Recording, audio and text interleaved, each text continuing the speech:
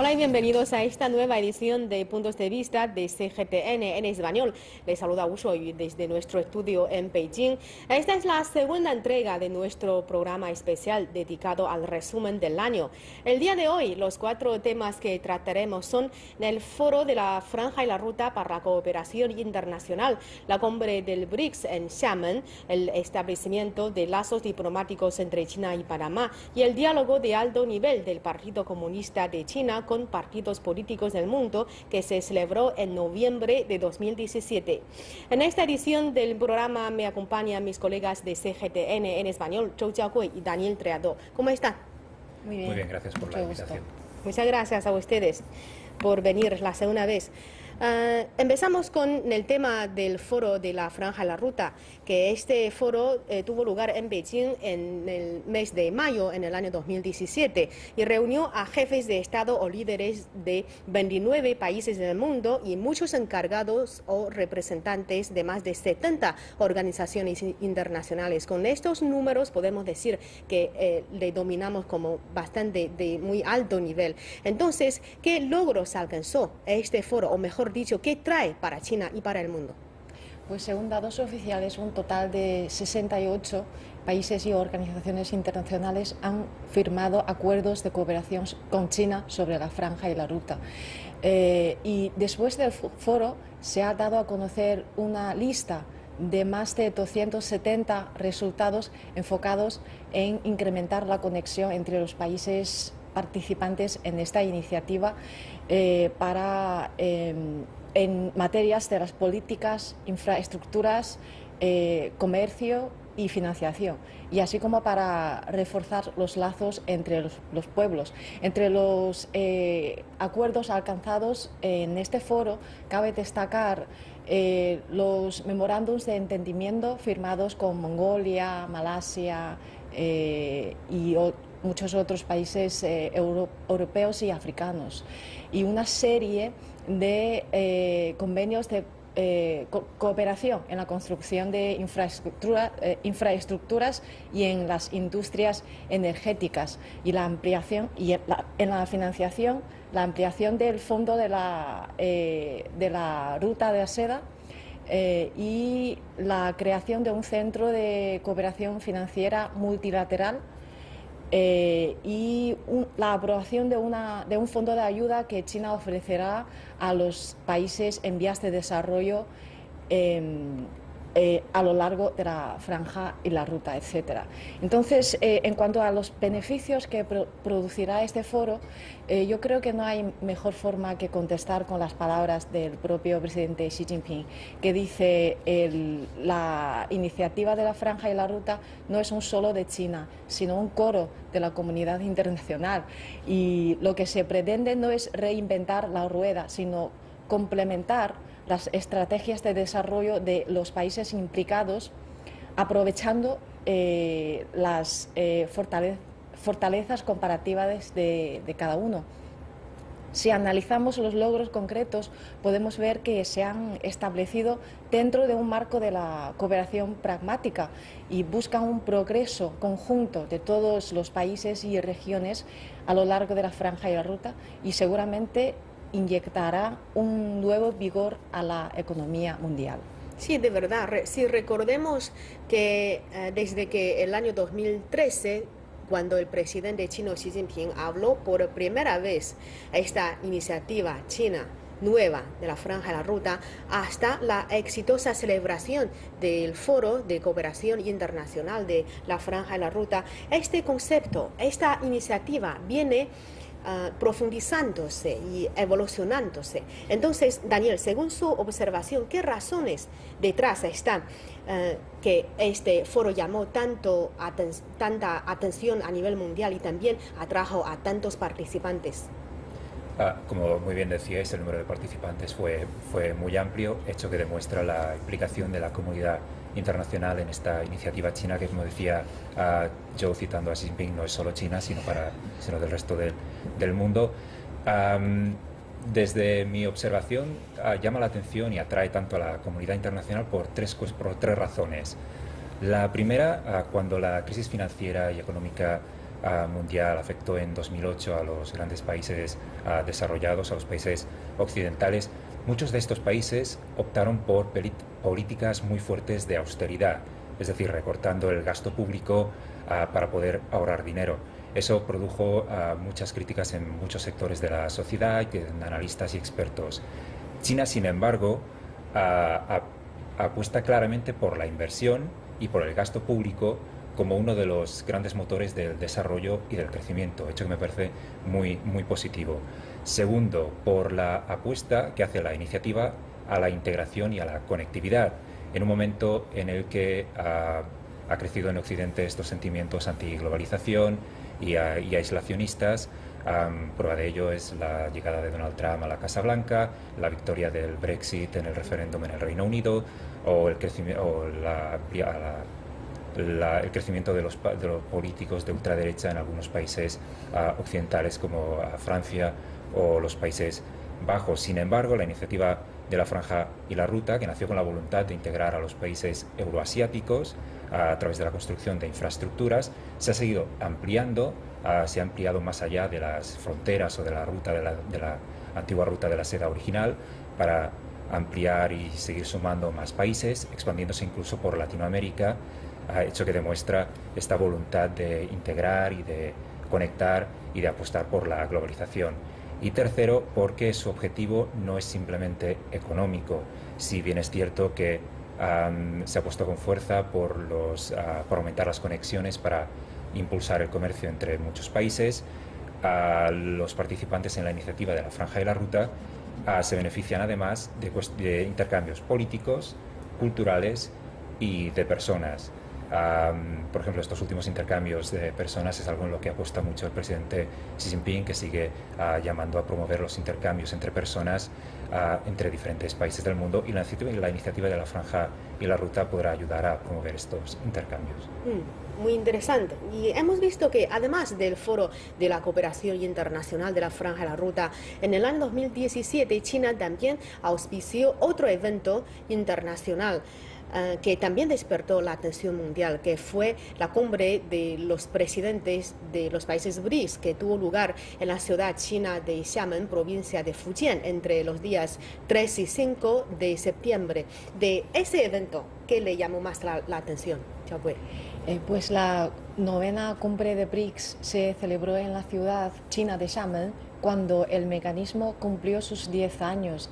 Entonces, durante estos 10 años, los 5 países miembros de BRICS, Brasil, Rusia, India, China, Sudáfrica, han tenido logros muy importantes en el ámbito económico. Entonces, digamos que la cumbre en Xiamen cerró las páginas de la primera década dorada del mecanismo BRICS y abrirá las puertas hacia la segunda. Entonces, el tema de esta cumbre está compuesto por 2 partes. La primera frase es profundizar la asociación de BRICS. La profundización de BRICS se logrará a través del nuevo modelo llamado BRICS+. Y la segunda frase es abrir un futuro más brillante, o sea, un mundo más seguro, más abierto y más enfocado en el espíritu de cooperación.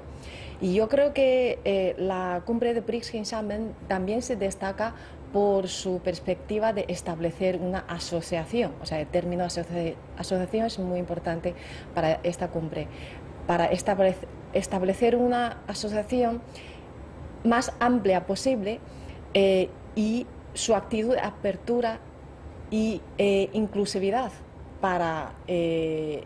hacia los otros países y regiones fuera del bloque que quieran participar en este mecanismo de cooperación.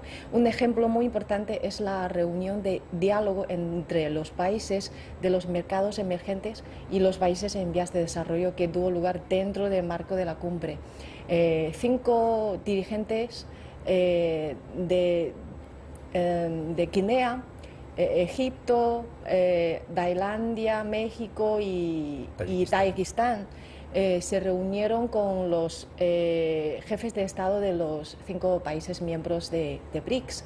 Entonces, visto desde una óptica global, los 5 países invitados representan los países en vías de desarrollo en África, África nororiental, África occidental, Asia central, sudeste asiático y América del Norte.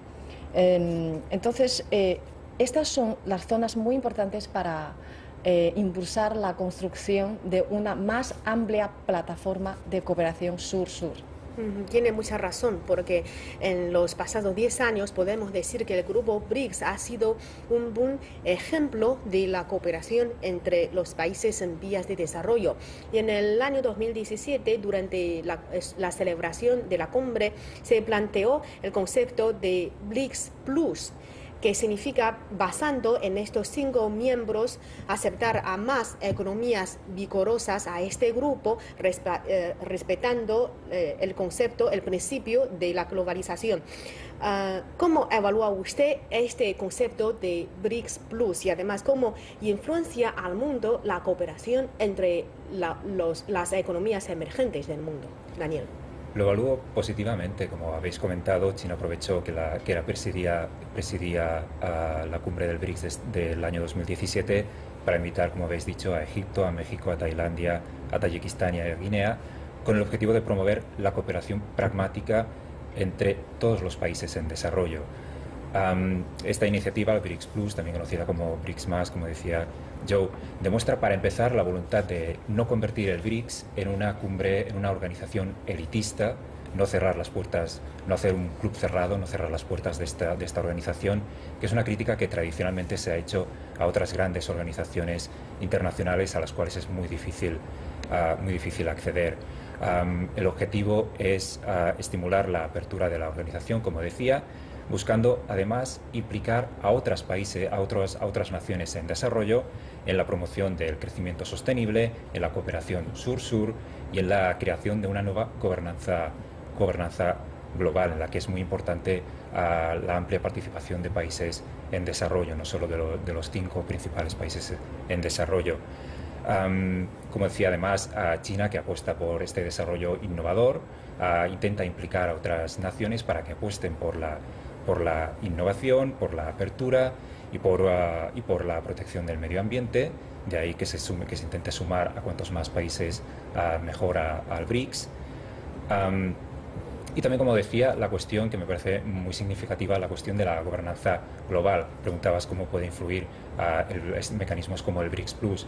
Es muy importante implicar a cuantas más naciones en desarrollo mejor, como decía, para luchar por cambiar un poco esta gobernanza global.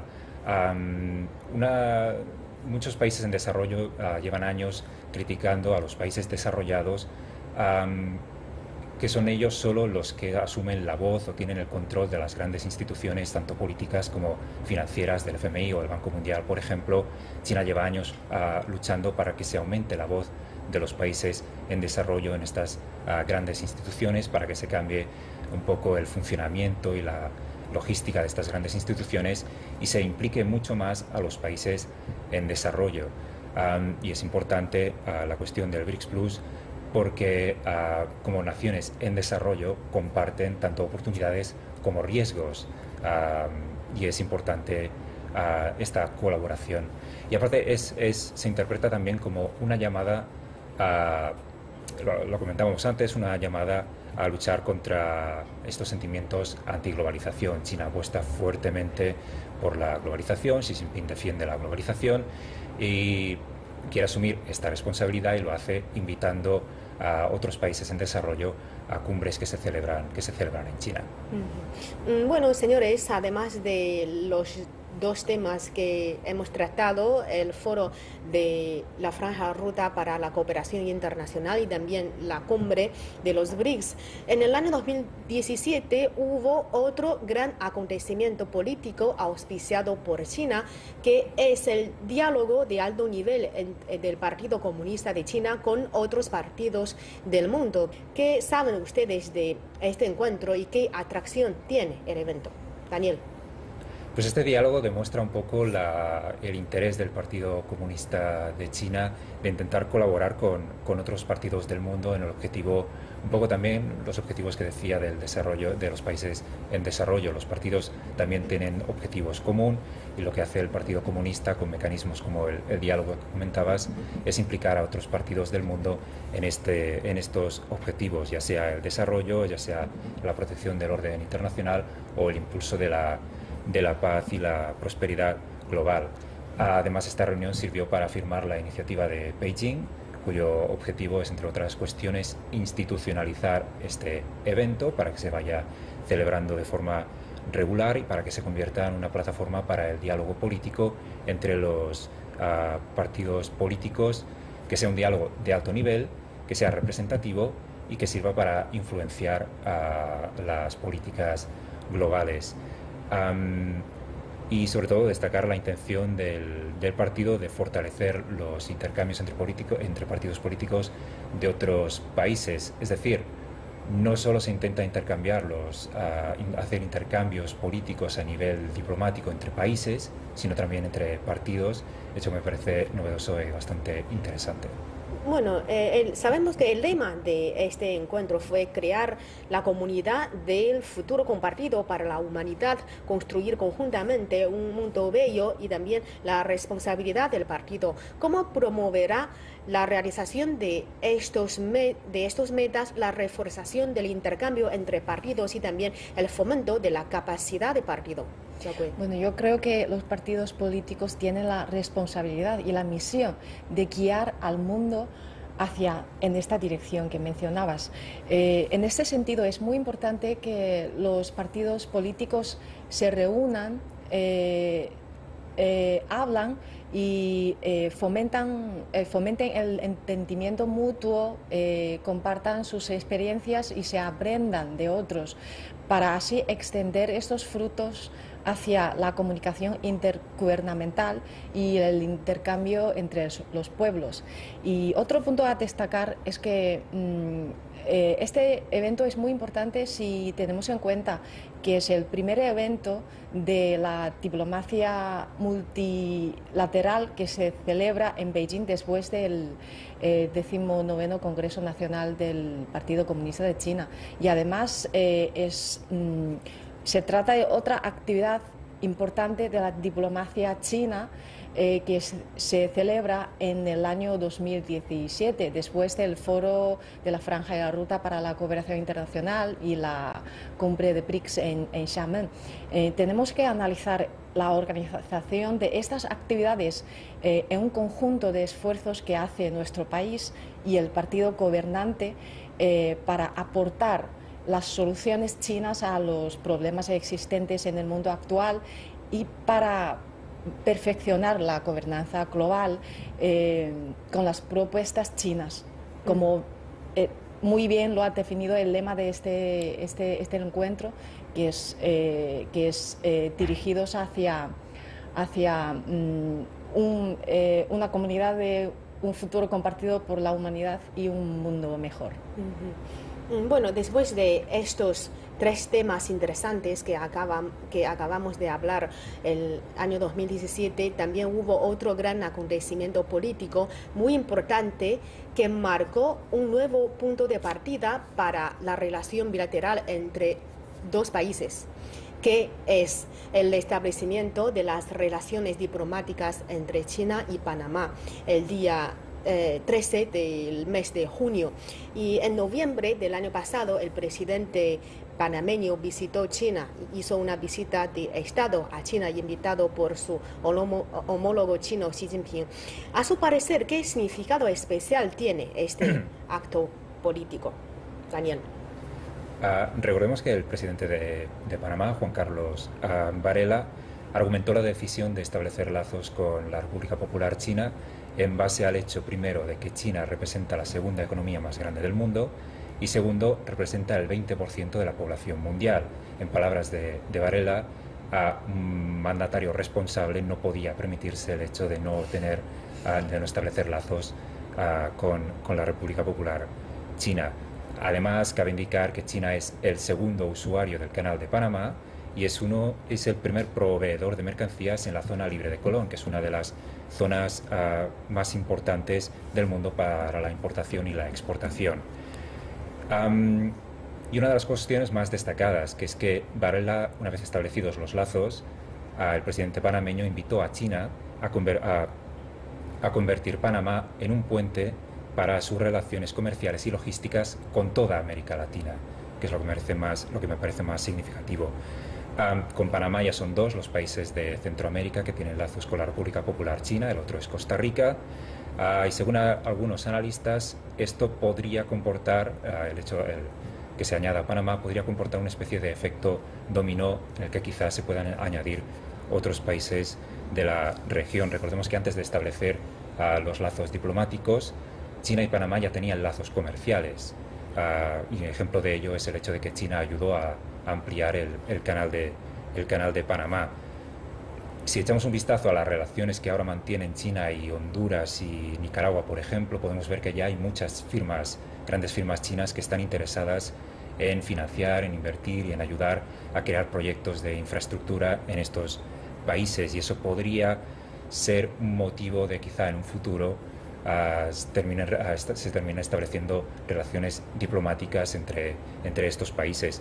Otro ejemplo, aparte de las cuestiones comerciales, es El Salvador, en el que hoy el partido gobernante, el Frente Farabundo Martí para la Liberación Nacional, es un partido con lazos muy estrechos ideológicamente con el Partido Comunista de China, hecho que podría indicar que quizá en un futuro cercano El Salvador se convierta en otro de estos países de la región que establezcan lazos con la República Popular China. Y todo ello podría convertir al final a la República Popular China en uno de los socios comerciales y políticos más importantes no solo de Centroamérica, sino de toda la región. Recordemos que establecer lazos con Panamá ayuda a China no solo a acceder a la región de Centroamérica, sino al norte y al sur del continente, hecho que podría ir en detrimento quizá de Estados Unidos. Es decir, el establecimiento de lazos permite a China acceder a muchos más mercados, permite a estos países acceder a China y ampliar los intercambios no solo comerciales, sino también políticos y entre personas. Muy bien, y después del establecimiento del nexo diplomático, ¿cómo desarrollará la cooperación económica entre China y Panamá? Y en el ámbito comercial, ¿qué les están esperando a estos dos países? Yo creo que Daniel ha dado una muy buena explicación al presente, la situación actual y el futuro de la cooperación bilateral, tanto económico como comercial, entre China y Panamá. Y entonces yo quería destacar que aparte del ámbito económico y comercial, se establecerá una cooperación integral entre los dos países, estrechándose las relaciones en el intercambio cultural, interpersonal y en los asuntos internacionales. Hasta el momento hemos tenido algunos ejemplos concretos. Por ejemplo, el gobierno panameño planea simplificar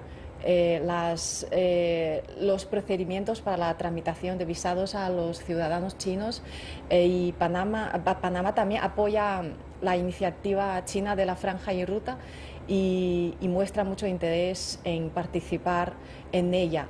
Y hace poco, en el pasado día 1 de diciembre de 2017, se firmó en Panamá un memorándum de entendimiento entre los dos países para fortalecer la cooperación cultural. Entonces, se espera que en un futuro próximo profundicen aún más en estos lazos bilaterales.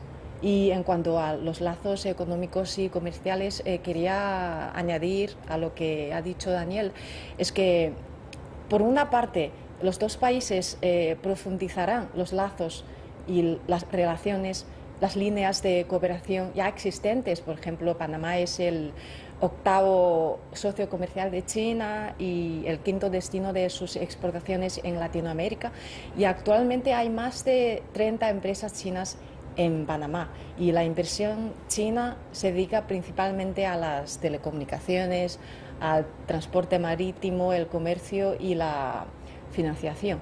Y aparte de eso, yo creo que se abrirán nuevos horizontes para la futura cooperación entre los dos países, porque las dos economías tienen cierta complementariedad. Mientras que China quiere exportar sus bienes y experiencias, Panamá necesita inversión y crecimiento económico. Como bien decía Daniel, en las palabras de Juan Carlos Varela, Panamá puede ofrecer muchas ventajas por su posición geográfica, por su sistema de servicios financieros y logísticos y por sus zonas libres para el establecimiento de empresas chinas que desde ahí puedan expandirse hacia otros países americanos. Hemos visto que China con muchos países latinoamericanos establecieron relaciones diplomáticas. Ahora con Panamá, China ya tiene relaciones diplomáticas con 2 países de Centroamérica, además de Costa Rica. Hoy en día China y la región latinoamericana viene profundizando y ampliando su nexo bilateral. Hay muchos ejemplos de eso, a través de los cuales la relación comercial y el conocimiento mutuo entre los pueblos de China y la región latinoamericana se promovieron. ¿Qué saben ustedes de eso? Daniel. China, por ejemplo, fue uno de los primeros países que apostó fuertemente por África y da la sensación que en los últimos años ha intentado apostar también por Latinoamérica y convertirlo en uno de los socios más importantes de la República Popular China. Ya hay muchos, como decías, hay muchos ejemplos de ello. En 2015 el primer ministro chino, Li Keqiang, visitó varios países de Latinoamérica. En 2016 visitó Cuba. El mismo presidente chino, Xi Jinping, hizo una gira por varios países de Latinoamérica en 2016, si no recuerdo mal. Todo ello demuestra la importancia que le están dando las autoridades chinas a los países de Latinoamérica. Además, a lo largo de 2017, Argentina y Chile, participaron en el foro de la Franja y la Ruta para la Cooperación Internacional, hecho que demuestra el interés que existe ahora mismo entre los países de Sudamérica por formar parte de la iniciativa china de la Franja y la Ruta, y el interés que tiene China por ampliar, como decíamos, las fronteras de la Ruta de la Seda y la Ruta Marítima de la Seda originales para poder integrar América Latina y para que América Latina se pueda beneficiar de esta nueva iniciativa china. México participó en la cumbre de los BRICS, exacto, a través del mecanismo del BRICS Plus, hecho que demuestra también el interés que tiene China por integrar a los países de América Latina en organismos como el BRICS, en el que se apuesta por aumentar la voz de los países en desarrollo. Hay países con estas características y con oportunidades y retos similares a China en este continente. Eso aparte, se produjeron varias visitas de estado de país, de presidentes o jefes de gobierno de países hispanohablantes, como por ejemplo el presidente del gobierno español, Mariano Rajoy, estuvo en China en 2017, a través del cual se consiguieron varios acuerdos. Y a España le interesa mucho el hecho de aumentar las relaciones bilaterales económicas y comerciales con la República Popular China. Eso aparte, hay que recordar que más allá de las cuestiones comerciales están las cuestiones y diplomáticas, están las cuestiones culturales. El español es el segundo idioma más hablado del mundo, con más nativos del mundo, solo superado por China. Y cada vez son más los jóvenes chinos que apuestan por el español, hecho que demuestra el interés que hay por América Latina. Bueno, con esta muy buena respuesta concluimos esta segunda edición del programa especial de Puntos de Vista.